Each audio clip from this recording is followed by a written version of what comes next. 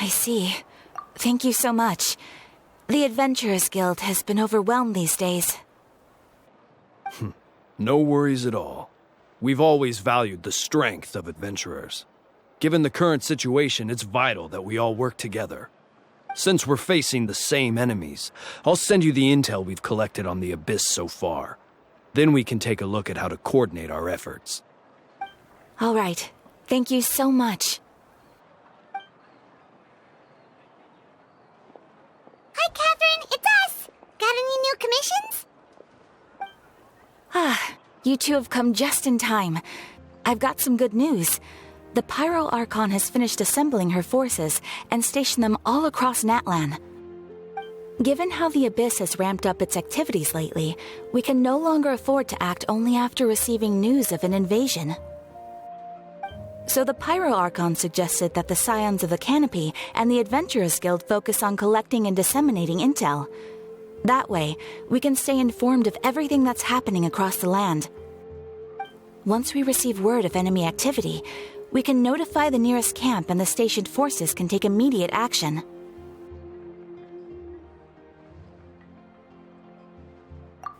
Yes, precisely. This should also allow us to focus on gathering information rather than running around and trying to tackle everything at once. So please also take a chance to relax, you two. You've been working hard these days, and this will be a good opportunity for some well-deserved rest. So that's the plan. Whew, we can finally stop and take a break.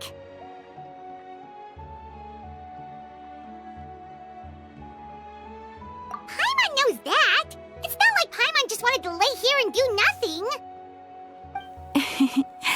The movements of the Abyss are always unpredictable. There have also been times when it suddenly became more active in the past. The people here generally see it as something like an acute natural disaster. Once the disaster is over, everyone will return to their normal lives. We just all hope that day will be sooner rather than later. Oh, right. Most people have no idea just how bad the situation has gotten in the Night Kingdom.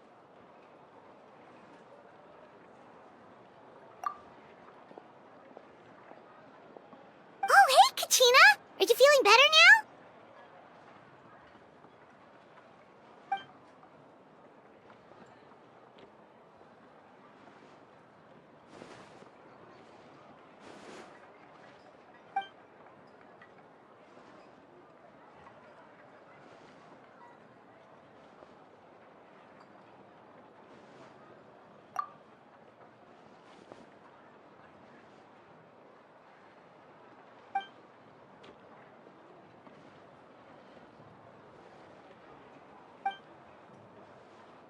Wow! So we'll finally get to meet Shilonen, the legendary forger of ancient names!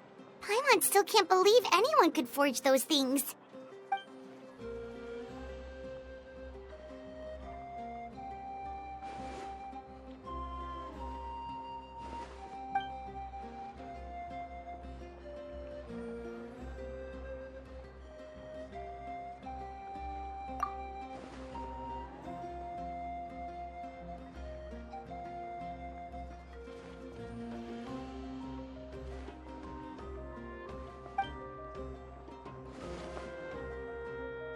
Hey, have some confidence in yourself, Kachina. After all, you're already a victor of the Night Warden Wars.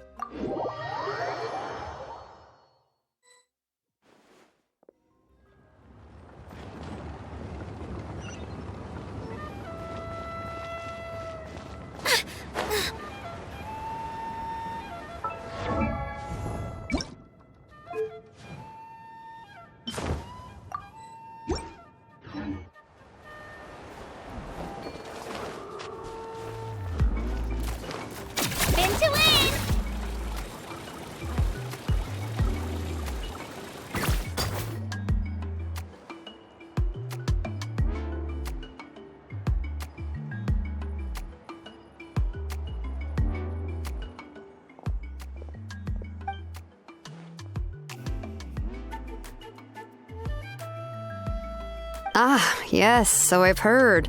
So young, and yet you've already got quite the reputation. Wait, are you Outlanders? Yep, we're travelers who just arrived in Natlan not too long ago.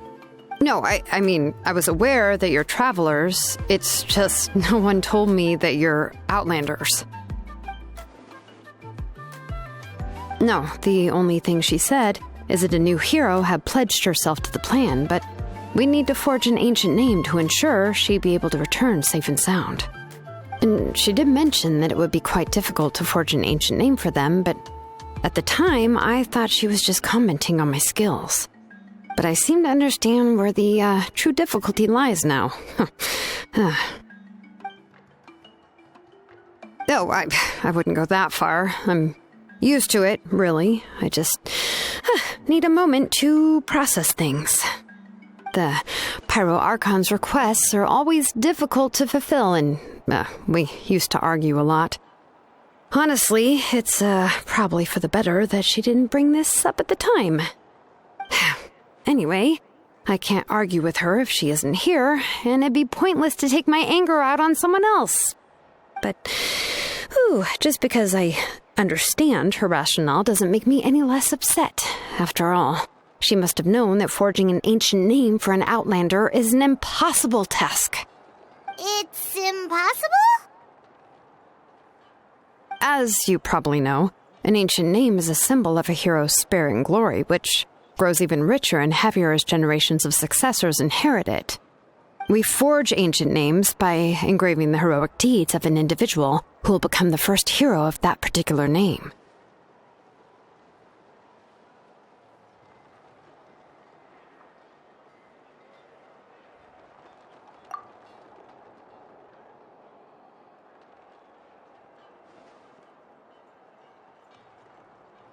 But they were all performed outside of Natlan, correct? Yeah, that's right. Then those deeds haven't been recorded by the Night Kingdom. To take it one step further, even if you had performed heroic deeds in Natlan, as an Outlander, your actions still wouldn't have been recorded by our lands. Only memories and experiences that have been acknowledged by the Wyab can be used as a basis for an ancient name. Even the greatest of craftsmen cannot create something out of thin air, you know. That's just how it is. Seems the Wyab don't want just anyone to get a name, huh? Mavuika, of all people, should know better than anyone, yet she's still entrusted the task of forging the ancient name to me. Oh, Paimon gets it. Nobody's happy being asked to do the impossible.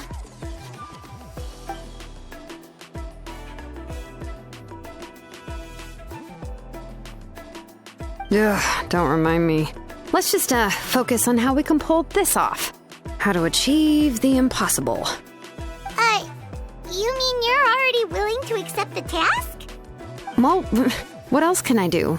What's happened is already done, and it's not like I can outright defy the order of my Archon. If she gave me this order, then she believes the ancient name is an indispensable part of her plan, and that I'll be able to find a way to make it happen. In other words, the order is an affirmation of my abilities. Whoa, not only has she accepted the task, but now she's looking for silver linings?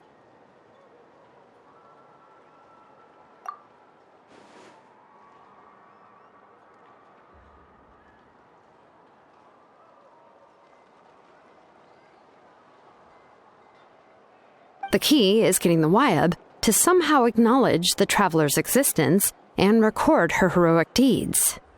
We heard the voice of a Wyab when we were in the Night Kingdom before.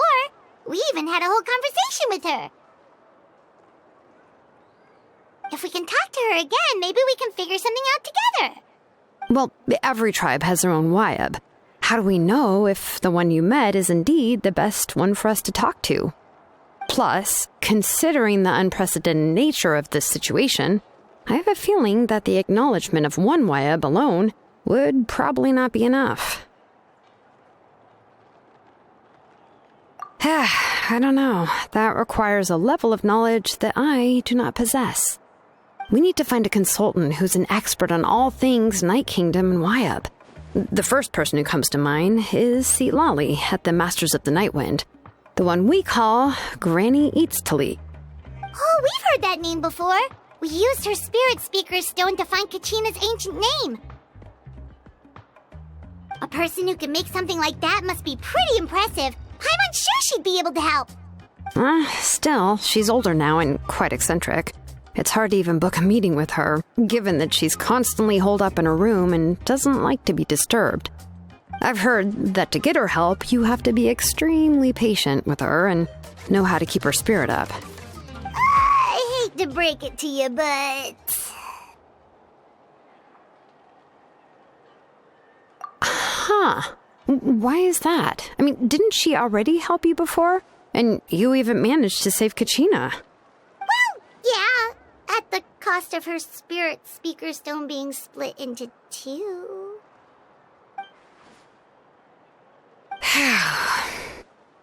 Great going, Mavuika. We're already off to a rocky start here. In that case, I guess your only option is to try to emphasize that this is an important order from the Pyro Archon. Hopefully, Seat Lolly would still want to show respect to the Archon. I'll also write you a letter on your behalf. If you can find someone to deliver it and mention some good things about you, then that should help too.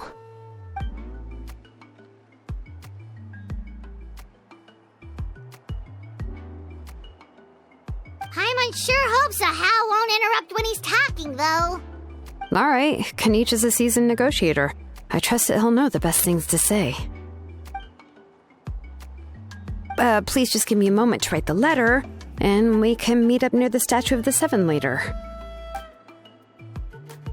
Sounds good. We'll take a stroll in the meantime.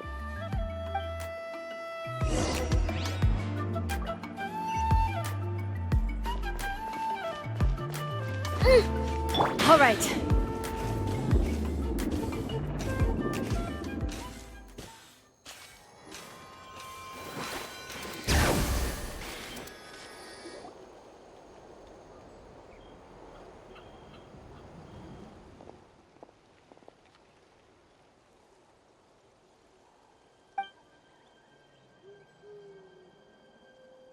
I'm sorry to put this on you, Kinich. It's just that you're probably the only person who knows how to deal with her.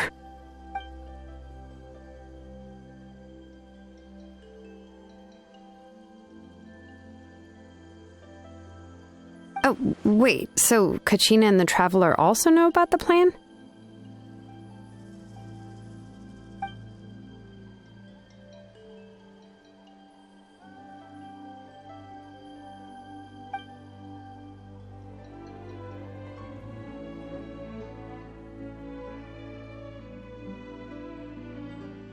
Right. She mentioned there are 6 heroes and that Shilonen is one of 4 that have already been acknowledged. Oh, well, then I suppose there's no need to keep any secrets between us. Having companions walk by your side is perhaps the best solace when facing such a bleak reality.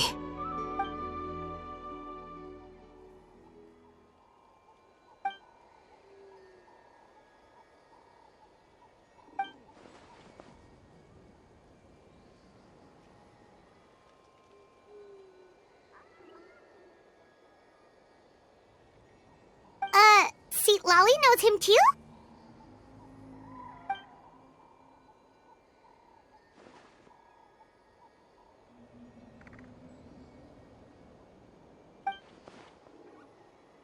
Given how the Masters of the Nightwind love to babble about dreams and revelations, they're already a pretty strange bunch to most. I've never met Auroran, but if they consider him the odd one, he's got to be pretty far out there.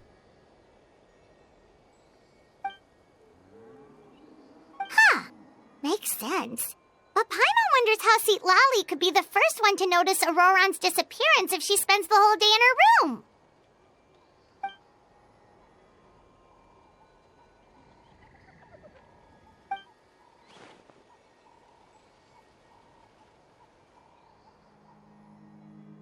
Huh, so if I'm following, you mean we'll help her investigate Auroran and the captain's whereabouts?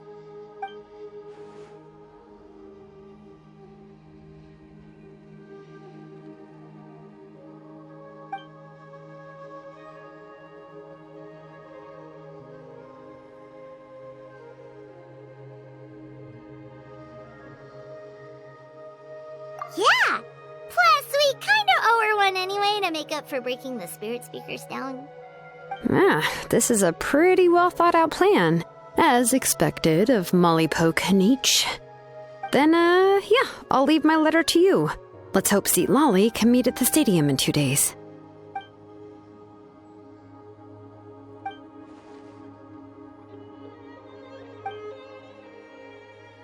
Okay, then let's part ways for now.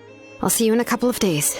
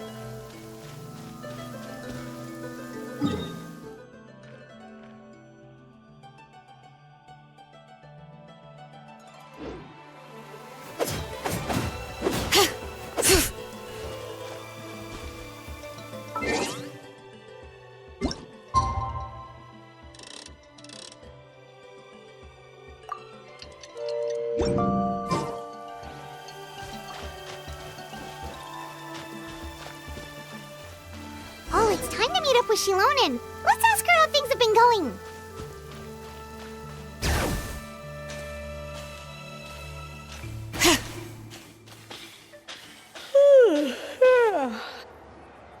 Hey, Shilonen, how's everything going? Oh, hi, Traveler and Paimon. I have, bad news. Seat Lolly did not reply to our request, although I suppose I'm not too surprised. Huh? You mean she didn't even bother to give Kinich a response? Guess she really does have quite the ego then. Yeah, well, she can be also quite eccentric, though she's one of the most gifted people around. Even the Masters of the Nightwind often struggle to work with her. My guess is that she probably has other reasons for not deigning us with a response. But let's go to the stadium and see if we can meet her there. If we do get a chance to talk to her in person, we can still try to work something out. That's true. Let's go!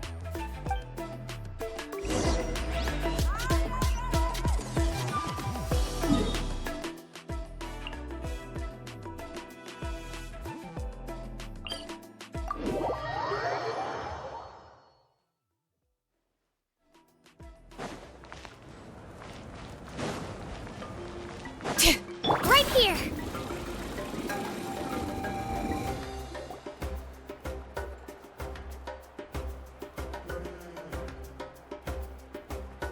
Paimon doesn't see anybody. Seems she's just not gonna show up, huh?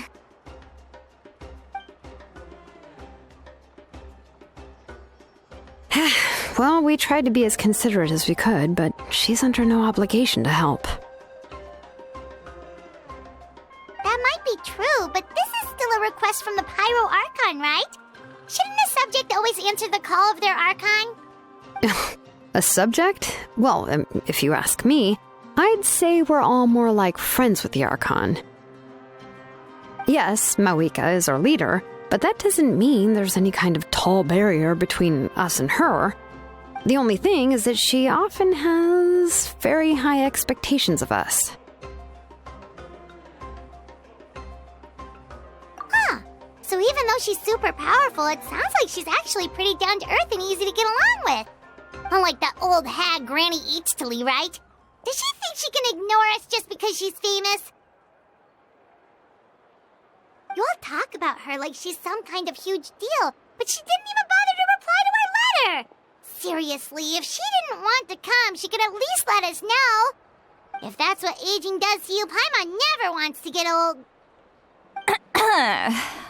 Oh, really? So, that's how you see me? Huh? Who's there? Who's talking next to Paimon? Oh, Don't mind me. I'm just a disgruntled old hag, right? Come on, relax. I'm sure my bark's worse than my bite. Huh? See Lolly. Wait, you're Seat Lolly? You're Granny Eatsley? Yes, Granny Eatsley. But emphasis on Eatsley, not Granny. You must know this trope from light novels, surely. They use it all the time. The young man who's actually the oldest person in the room. The girl next door who turns out to be a seasoned veteran. The wise sage who looks like a little kid. Oh, wipe that look off your face! You've seriously never seen an older lady that doesn't look her age? Okay, well, don't go thinking it's a trick either. See? I'm barely wearing any makeup. Did I forget to mention, she's called Granny, but, she's actually pretty young. It was an honest mistake. I guess we've just gotten used to it. I'm sorry. So, how old are you actually? What? How dare you? Don't you know it's rude to ask a lady her age? Paimon really didn't mean to offend you, it's just that... your case seems really unique. Oh, Paimon just wanted to apologize, but now she's putting more and more of her foot in her mouth. Really, Paimon just got a little mad since we thought, well, you were gonna leave us out to dry. It was my idea to invite you here, Seat Lolly. So if you're upset, you can just take it out on me. All right. I was only joking. I didn't mean to chastise anyone. There's really no need to take all this so seriously. If anything, I'm gonna feel awkward if we keep this going. I received Kinich's letter and was planning to attend this meeting. Since I had already decided to come, I figured there was no need to draft a reply that simply said, understood. Besides, just showing up is the most important part, no? But, of course... It's also natural for people to get held up by one thing or another as they're trying to leave the house. It certainly was a bit awkward to see that everyone else had arrived before me. At first, I was thinking of quietly sneaking over, but since you were already here waiting for me, I started to think about how I should phrase my apology, only to hear you all talking smack about me.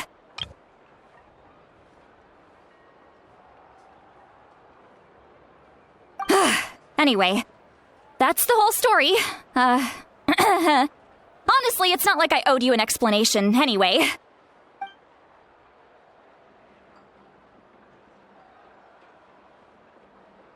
Huh? What's with that expression? Was she feeling embarrassed just now?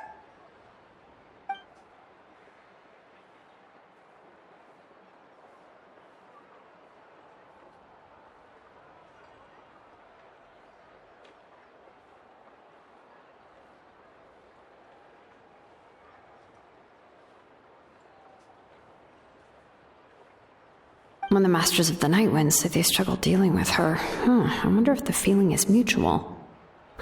She seems to be pretty awkward herself. Everything she does and says seems a little forced. Anyway, Shilonen, I heard that you require my help in crafting an ancient name. Correct. The situation isn't like anything we've handled before. Let me explain. I see. So Mavuika has asked you to forge an ancient name for an Outlander. Well, that would be a first. And you've also heard all about Auroron. I must say, he's always been a good kid. I can't see him joining the Fatui of his own volition. He must have been coerced somehow. Yeah, that's what we came here to ask you. We'll help bring Auroron back if you help us solve the problems of forging the ancient name. What do you think? I suppose I'll just call you Traveler for now. Traveler, come here. Let me take a good look at you.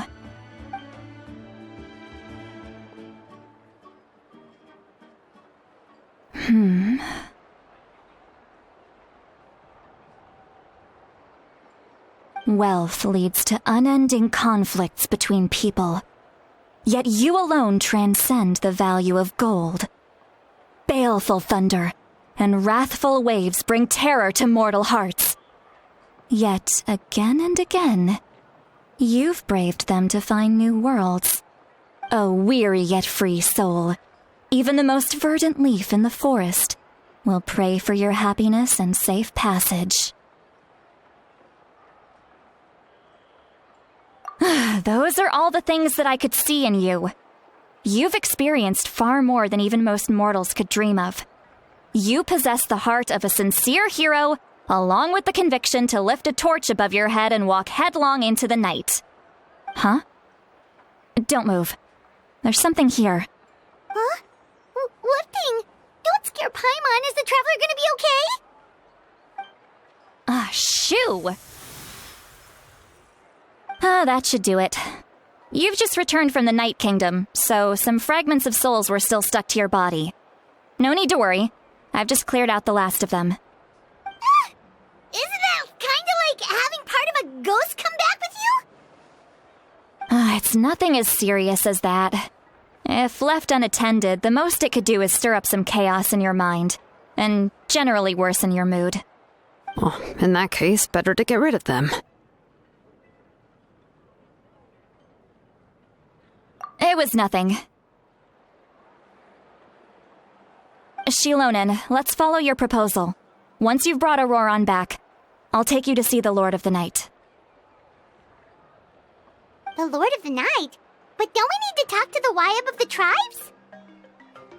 Something this important is beyond their jurisdiction. Only the Lord of the Night can decide whether we can grant an ancient name to one who does not hail from our lands. The Lord of the Night is an ancient entity that rules over the entire Night Kingdom, constantly borrowing the power of the sacred flame to combat corrosion from the abyss. Oh, so you're basically saying it's even more powerful than the Wayab of the tribes. Well, that sort of makes sense, being the lord of the entire Night Kingdom and all. Not exactly. It's not so much that one's more powerful than the other. But never mind. That's not important. It would take too much time to explain. Just listen carefully to what I'm about to tell you.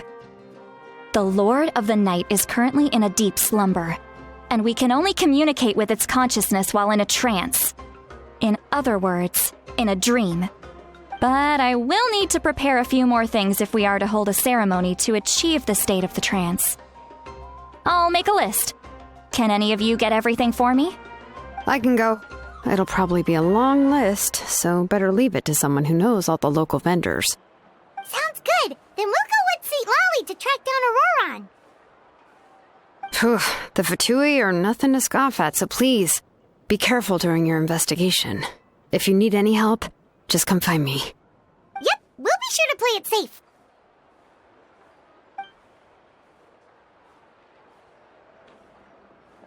All right, now it's time for us to catch that brat and bring him back. I'm sorry I made you wait earlier. It was actually because I decided to swing by Auroran's place to look for clues. He has always lived alone, and I found a broken jar in his house. There was also something off about his phlogiston aphids, which I assume is because their keeper has been gone for quite some time. And interestingly enough, I saw some slash marks in the house that did not match any of our local weapons. My guess is they were left by Snezhnayan arms. Oh, sounds like the Fatui broke into his house and took him hostage. But why would they kidnap a kid who just spends his days living in the country and raising aphids? He's only in his 20s. What would they want with him? That's not to say that I believe he's totally innocent, of course. Since he's the only one who was kidnapped out of everyone in Natlan, he must have done something to attract their attention. In any case, we'll get to the bottom of this once we manage to get him back here. I'm truly sorry to put you two through all this trouble with me. But please help me get him back. You can count on us! All right, then let's start by heading to where Auroron was seen last.